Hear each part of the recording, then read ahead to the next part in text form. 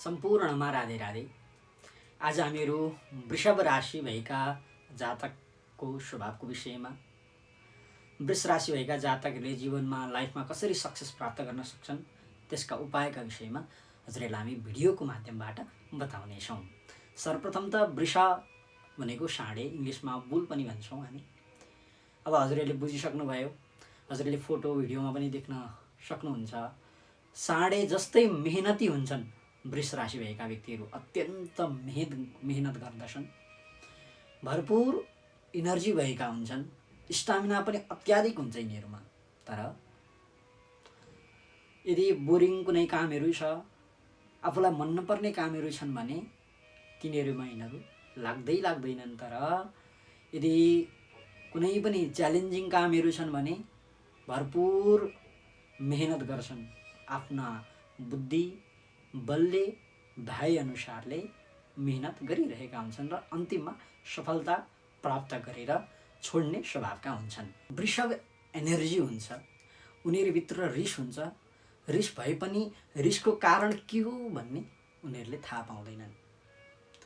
तर वृष राशि उनीहरू अत्यन्त भाग्यमानी पनि मानिन्छ, किनभने भगवान कृष्णको पनि वृष राशि नै थियो। त्यति मात्र होइन, शिवजीको वाहन पनि वृषभ नै हो। त्यस कारणले गर्दा वृष राशि उनीहरूलाई भाग्यमानी मानिन्छ।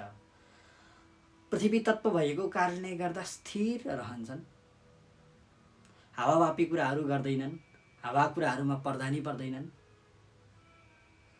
शौखिन जिन्दगी बिताउन चाहन्छन्। तर अरूलाई देखाएर हिँड्ने खालका यिनीहरू हुँदैनन्, साधारण भएर सिम्पल भएर हिँड्न खोज्छन्। वृष राशिका स्वामी शुक्र ग्रह भएको कारणले गर्दा वृष राशिका जातकहरू अत्यन्त शौखिन जिन्दगी जिउन चाहन्छन्। शुक्र ग्रहकै प्रभावले गर्दा लभ र रोमान्समा धेरै नै इच्छाहरू जनाउने गर्दछन्। त्यति मात्र नभएर लभ र रोमान्स रिलेसनसिपलाई अत्यन्त कदर पनि गर्ने खालका हुन्छन्। वृष राशि भएका जातकहरू महँगा सामानहरू, गाडी, बाइक, जग्गा, जमिन साथै आफूलाई मन परेको वस्तुहरू किन्नको लागि पैसा मजाले खर्च गर्ने स्वभावका हुन्छन्। पैसा खर्च गर्नको लागि डराउँदैनन्। त्यसका साथसाथै वृष राशिहरू अत्यन्त हेल्पफुल हुन्छन्। कसैले भरोसा तोडिहाल्यो भने पनि त्यसलाई मतलब नगरिकन पछि उनीहरूलाई नै गएर हेल्प गर्ने स्वभावका हुन्छन्।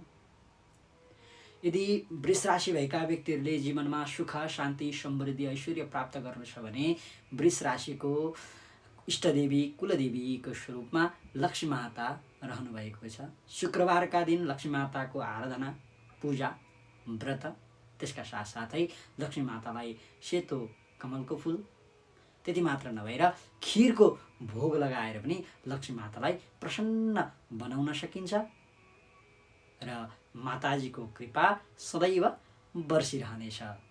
हजुरहरूको चाहिँ कुन कुन राशि हो कमेन्ट गर्न नभुल्नुहोला। वृष राशि भएका व्यक्तिहरूले धेरैभन्दा धेरै लाइक, सेयर र कमेन्ट गरेर शुक्रबारका दिन व्रत बस्न सक्नुहुनेछ।